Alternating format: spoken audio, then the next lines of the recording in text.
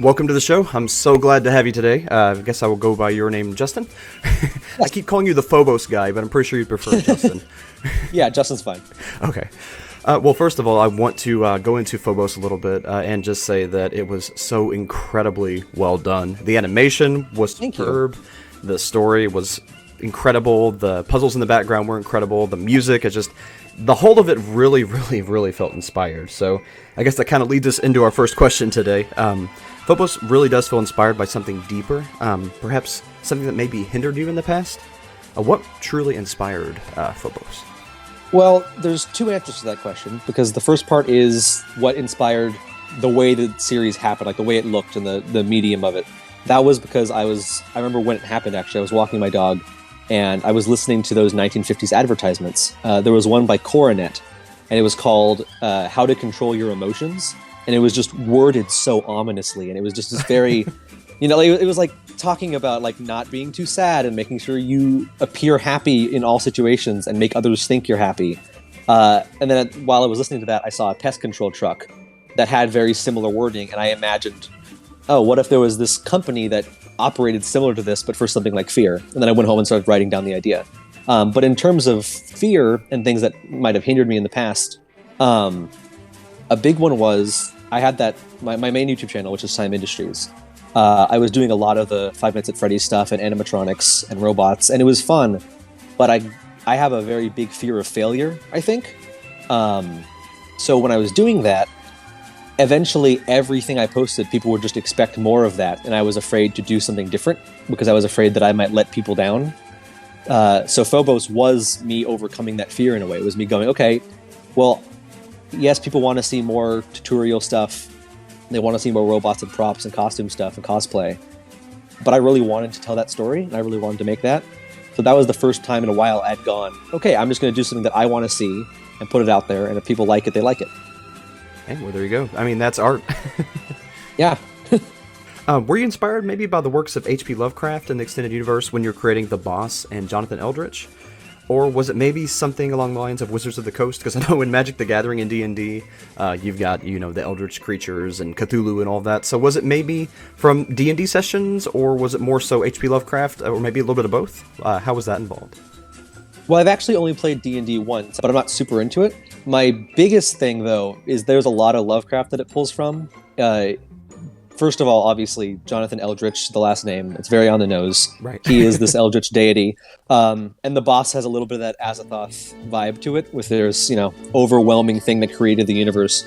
But in terms of how the story plays out, typically in Lovecraft stories, for example, the Jonathan himself is inspired by Nyarlathotep, which is from the Hunter in the Dark, which is a character in Lovecraft who, it's one of his short stories, who travels from town to town and puts on these big shows and productions about the true nature of the world. And he spreads this information, and people talk about him, and they become paranoid.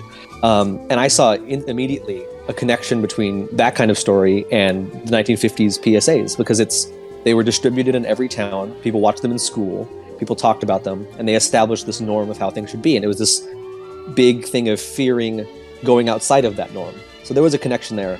But in terms of how the story plays out, typically the human who's investigating the Lovecraft monstrosities, they go insane.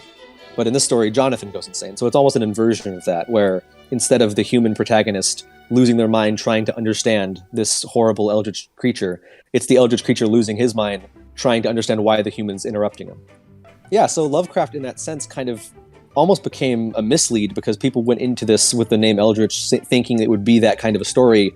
So I think the twist worked nicer when he wasn't, when the antagonist, I don't want to say villain, but the antagonist ended up being the human investigator. And then another thing is that the stone that he has, the Shining Stone, which is the trapezohedron, it doesn't fulfill the same purpose at all, but the name is from The Hunter in the Dark, which is a Lovecraft story as well. That also, I guess I could see the musical inspiration coming from the 50s commercials and things like that. But, oh, totally. So, would that be the main background for those things? Or are those elements maybe a little more involved in your past? Maybe you had a musical background, maybe a theater background. How was the music involved? So I'm involved in the theater department here in Temecula, but not as at Great Oak High School. They have a theater company, but I'm not. I don't perform in any of it. I've worked with props and costumes and stage tech stuff, but I've always really loved musicals, and just the fact that, I mean, obviously, one, like you said, there is a bit of, like, 1950s were very big for musicals. Mm-hmm. A lot of those PSAs had that kind of overly upbeat music, and then a lot of the songs, the pop songs that came out, were just everything's okay, everything's great, everything's awesome, we're fine. Almost this reassurance that everything's going to be okay. And of course, historically, that's coming after World War II, that very 50s mindset of everything's okay, let's ignore the issues, which is what Phobos is doing. But at the same time, generally, I just really like musicals as a way to tell stories, because I think it's very fun just to have music. Music is enjoyable. But on another side of that, usually in musicals, a character begins to sing when their emotions become too much to say what they're trying to say. So the most heated emotional moments of Phobos, in my mind, we're always going to have music. Didn't really look at it that way. It's more of an emotional explanation, really speaking their soul more so than just their mind through music. Exactly, because in a book or a novel, like even going back to Lovecraft has so much of that same vibe of just this horrible, overwhelming, incomprehensible, even hard to put into words. In a lot of Lovecraft books, you have this idea of all the characters having so much of this in their minds. So 80% of that can be what they're thinking rather than what they're saying. They're experiencing this stuff internally. In musicals and in Phobos, the characters' thoughts are explored through song. In a book, you're reading what they're saying, and then it stops, and we hear what the character is thinking. You can't do that in a visual medium usually, which is why I opted to use music, because you can see what they were thinking and what their emotions. Like, for example, instead of Jonathan just saying out loud, I'm very mad at this person who's interrupting me, and I need to stop them, or something bad will happen to me, he sings a song about it, because that explains his emotions, and then the song becomes more violent and aggressive as his emotions heighten. That's the thing that really got me the most, is the fact that he had this kind of skeletal, almost demon face, and then that was the most expressive character out of, if it wasn't for him, the show wouldn't have been as amazing as it was. It was just very strange to see this monster creature being the one expressing all these feelings, and the one kind of, bringing the human element to a story that otherwise wouldn't have had that. Yeah, that was a big, he was always going to be that sort of emotional core to it, which is why it was important to get his face perfect. Like, I designed and redesigned him a lot of times. He went through a lot of different changes. Well, when it comes to Phobos, was there a message that you were trying to communicate? I know you're trying to communicate these emotions and these pictures through music, but would you say that there was some kind of overlying message that you wanted to communicate through it? Maybe something a little bit on a deeper side? Absolutely. I think there's even a couple. The surface level one is obviously don't trust every advertisement you see. There's a lot of there's a lot of and it's very on the nose on that one, but it's very there's even a part in one of the videos where he says trust every advertisement you see and ignore other opinions. So it's very tongue-in-cheek in that respect, but it's there's a lot of companies and advertisements that will tell you one thing and do the opposite just to get you to believe them. And obviously it's not always as malicious as Phobos is, but it can be. So there's a bit of a criticism of that predatory marketing, but there's also a lot of, just in terms of fear, that fearlessness is not bravery, which is one of the earliest codes that can be solved in the game. Fear being just shoving aside fear and ignoring it or pretending it didn't happen, which circles back to the 1950s, like pushing aside all the negative feelings and emotions to pretend essentially like everything's okay, isn't healthy and isn't safe and doesn't make you brave. In fact, it's just more cowardly. So that was a big element of this. Something that still cracks me up every time I think about it is talking about how healthy Cheese Whiz was. I can't get over exactly. that. Those products actually that he uses there, those took about a couple days to do, because those were obviously some of them were real products. But I got images of those products from the 1950s and I scanned them on my computer and I printed them out and re-put the labels over the boxes. Oh wow! So those were some of those boxes were just built from scratch. There's so much done by hand in this. Usually if people are going to put this much effort into it, they'll do it more on the CGI side, but a lot of it was just props there at the time, and that's something really incredible. The fact you designed all these pieces, that you designed these puppets, that you've designed these labels, and just you've went to that level of detail. It's something truly amazing.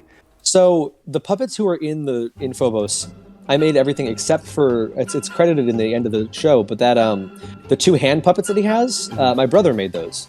But everything else was me. Those puppets came from, he had a huge fascination with Jim Henson, and as a byproduct of that, I did as well. I've just always really liked making little characters. Like I played with Legos a lot when I was a little younger, and that was a big thing. And then from that to props and cardboard, but making masks, making anything like that. So there came a point where I decided to animate them, to make them come to life. So for Jonathan, his eyes themselves, like his actual pupils and eyeballs, everything except for where his eye sockets are, is entirely 2D animated. I did all of the animation by hand. It was pretty tedious, actually. I didn't realize you could duplicate frames in the program I was using. So Phobos, like just Jonathan's eyes alone, are about 10,000 frames of hand-done animation just to get that to work. And I don't know if you saw it in your watch through, but it mentions it in the credits. All of Phobos was done on my iPhone. I didn't use a computer. I used a computer for Audacity once. I was actually going to ask you about that a little bit. So I was going to ask even the eye animation, because that was something that would have taken a lot of work, even on a computer. Even that was done on the iPhone? Yes, everything. It was done on an app. I just used I didn't even have a good stylus. I used like the foam eraser of this pen thing just to sketch that out. And it took a while, but it was, I think it paid off. And then his eyebrows, though, those are animatronic. So those are motorized. And I'm even, actually, in one of the videos, he's kind of wobbling in the regularly scheduled programming.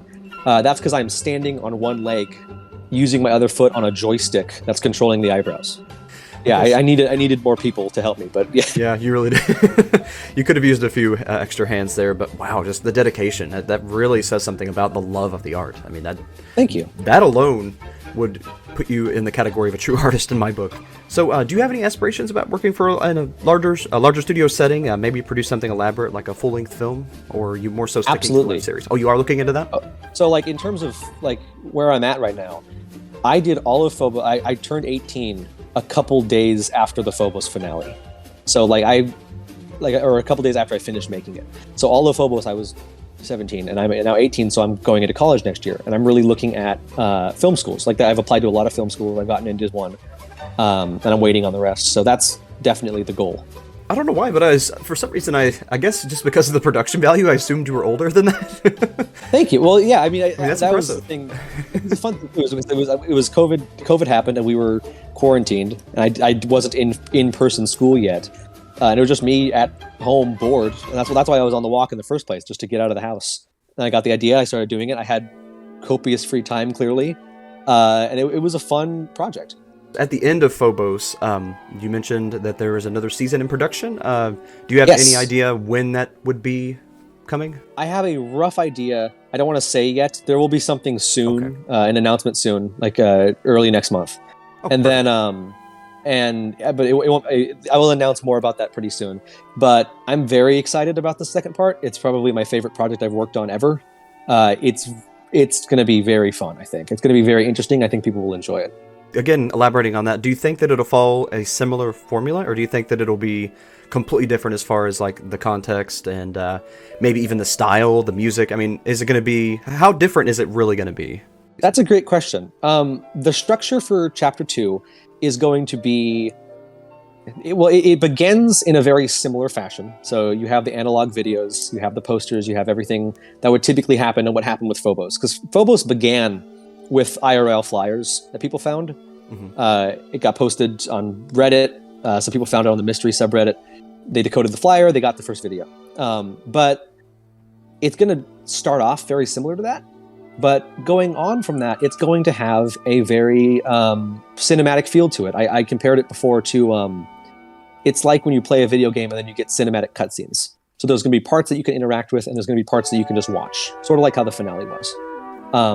But my favorite thing about it, and you mentioned in terms of content, is now that Phobos Chapter 1 is done, which focused on the 1950s and the 1960s, and then pulled heavily from the visual medium of that, Chapter 2 is going to be focusing on the 70s and 80s in terms of music choice, in terms of how the videos look, and even in terms of like the vibe of some of the characters coming. I can mention that something I'm pretty excited about. It's going to have a very large cast, more so than the first one, both in terms of characters without actors that only appear in voice and name that you can interact with, but also in terms of a large amount of human characters who are being cast right now. The entire thing's written Part of the videos are produced. 3 of the songs are done. There's going to be a lot more songs, and a lot more original songs too, because there's not going to be any copyrighted stuff in this one. Wow, I can't explain how much I love the fact you're going into the 70s and 80s now. I'm really looking forward to it. I'm just imagining like these headbanger commercials and hippies. And, like the training videos, everything. Like I'm diving into that like I did for the 50s. Even the musical style is going to be like, because Phobos Chapter 1, the songs that were in there, they're very show-tuney, they're very Broadway, they're very 50s movie musical. Chapter 2 is going to be very upbeat, so much synthesizers. It's going to be very fun. And then I've also composed a few songs, instrumental songs for one part of it. I did that a little bit for Chapter 1. The song that plays for Polybius, I composed that, and I composed another one in one of the videos. So, but it's been a fun process learning to do the different parts of making a film. And I do consider that Chapter 2 is going to be, especially the cinematic stuff, is essentially going to be a short film. Like, it has a full screenplay, it has storyboards. It's going to be done more professionally. I mean, I thought Phobos was amazing as it is, so I can only imagine this more grandiose version, basically. Thank you. Wow. Well, I guess I have another little question here. As far as the content you're producing, will your focus be on Phobos for a while? Is there another side project that you'll maybe working on at the same time, maybe a few smaller things, or is it just mainly Phobos? Well, I've got a couple short films I want to do that are not connected to Phobos.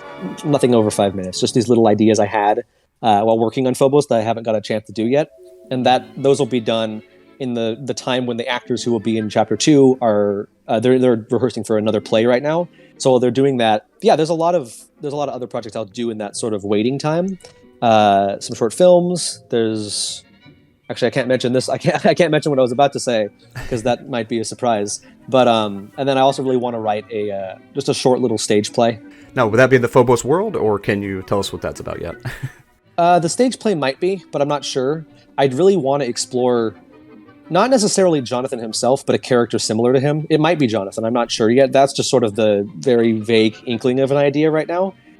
But it would follow that same 50s kind of feel and explore like a personal one-off story about that character. Okay, so it's a spin-off almost. That's awesome. Yeah, and that's a story that I've had for a while that I'm still fine-tuning heavily, and that would end up being probably more of like I would want that one to be done on a stage, just because I think, without going into specifics, the way that the story happens, I think works best to happen on a stage. Well, that's awesome. I really look forward to that one as well. You've got so many amazing projects coming. I'm like, where have you been? How have I only now found you? I would have loved to follow this from the beginning. And again, when the season 2 comes out, I plan on following it very closely from the beginning, and I'll have update videos and everything. That's something I really want to follow, because not only is it a very well done ARG, but it's a very well done unfiction, and a lot of people don't meet that balance, and I believe you do very well, because you could just watch the show as is without doing any of it, or you can watch the show with the additive ARG stuff, and you get like this super complex, deep story. So it's good enough by itself, but better with, and that is such a hard balance to find. When I was doing my ARG, I had a tough time balancing that, but you do that very, very well. And that's a big thing I want to put an emphasis on for Chapter 2, is that it's still going to have ARG stuff in it, a lot of it. But I think one of my own criticisms of Chapter 1 for Phobos is that it really, I think you can get the gist of what's going on, but it's hard to get all of the stuff in the story without solving the codes, and some of the codes are very difficult, absurdly so in many cases, because I had never done an ARG of any kind before. I have never ran one. I did a little bit of Cypher Hunt when that was happening, and then I did a bit of I just decoding everything Gravity Falls, but nothing to this scale, and I definitely hadn't ran one before. So that was something to get to learn about. Chapter 2 is going to be much more, I don't want to say straightforward, but it's going to be less of like, here's a bunch of letters on the screen, write them down and solve them, because people have decoders online. Less ciphers, more puzzles, I think is the best way to say it. Yeah, and I'll say this. Everything in Phobos is solvable. Like, there's nothing impossible. There's some very difficult ones. And if something takes you like a very long time to solve, I don't recommend still trying to solve it. But everything's technically doable, and almost everything has been solved at least once. There actually is, I'm not sure if you're aware of it, there is a Discord server dedicated to solving elements of Phobos. It's not created by me, but it had some it focused a lot on Phobos when that was first coming out. They'll have images to the dead drop and everything in that too, which there was a dead drop with that one video. That was a cool thing. That was a lot of like, that scared me because I was like, obviously it's a dead drop, so I was very concerned about what would happen if someone took it who wasn't part of the game and what they would think. But that it went pretty well. When I posted the first teaser, it was just a countdown. One person made a server on their own for Phobos. It was like them, me on an alt account, and one other guy, and I was just like blown away. I thought I made it. It was amazing. And then someone came in there was like, hey, we're solving this in another server. And it was like 300 people at the time. I was blown away. So that was cool. And then a thing that came as a byproduct of that is that there are other ARGs that are connected in the same universe as Phobos. It's not, which is really fun. There's about 7 or 8 of them total. Some of them are completed, some of them are ongoing. There's a couple that people don't know are connected yet, but reaching out to creators and having creators reach out to me, you'll see in some other ARGs that besides this element are not connected to Phobos at all. They have nothing to do with, they're not similar, they have nothing to do with the story. But you'll have characters in these other ARGs suddenly mention the Justice Department or mention the boss. And you'll get that cool, like, oh, that's from Phobos, that's in the same universe. And that was a really fun thing to have happen. Wow, I wasn't aware of the extent of the Phobos universe. I thought it was just this, popular ARG unfiction series, but no, it's a whole world. I'll definitely have to look into the other series connected for sure. Yeah, and they're all very well done. And there's some that have concluded. My friend Maxie, they were a big help in getting that started. They had an ARG called Detective X, and it's one of the coolest things I've ever seen happen live on the internet ever. And it really inspired that idea of connecting stuff. They were running 2 ARGs. There was one called UI-24, which is like this undersea exploration disaster ARG, and another one called Detective X, which was this AI detective game. And then the AI detective game gained sentience and took control of the ship from the submarine one. And they connected, and the AI threatened to delete all the videos from that channel. And obviously people called its bluff, and then all the videos deleted. And it was a really cool moment to see people react to that. The core of what makes an ARG different than a normal story or unfiction in general is it's intended to be happening in a world that the audience inhabits, right? Like that's what makes it immersive. And that's what I love about the medium. Striking a balance is difficult between telling the story you want to tell and then giving the audience an element of control. But at the same time, you can have things like that because, of course, like I see things all the time. It doesn't mean they're bad, but there's ARGs that will pretend they don't know what an ARG is. Yeah. And I think that takes me out of it because if it's in the ARGs, like in the Phobos finale, he's looking up ARGs and he starts an ARG. Like within the universe of Phobos, there is a Phobos ARG created to solve the codes because that's what someone in that situation would do. I think they would know what an ARG is.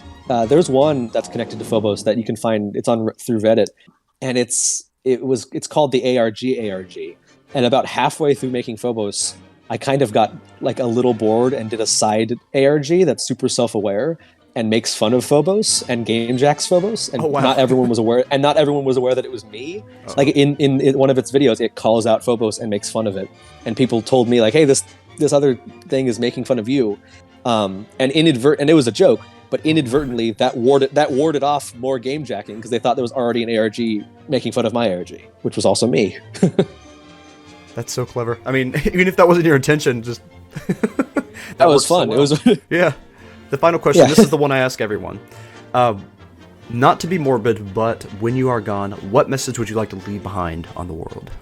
I want to say, in terms of a message, just do things to make yourself happy and make other people happy. It sounds very simple, but I think that varies a lot, whether it's spending time with your family, spending time with your friends, but also striking a balance between not doing that too much and making sure that you take care of yourself.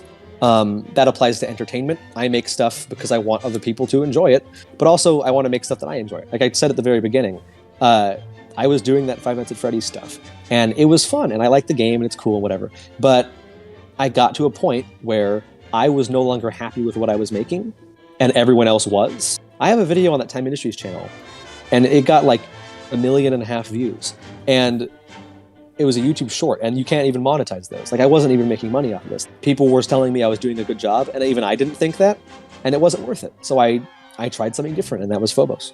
That's a great message, because a lot of people, they'll try to please the crowd to get where they want to be, and YouTube, anything creative, but when you do that, you put yourself behind in a creative wall, and eventually, if you're not happy with it, you won't be able to create. A block will come, and that's something I've struggled with myself, especially finding that balance between doing what makes you happy, doing what other people are happy with, and of course, like you said, family and friends too, so that is a great message.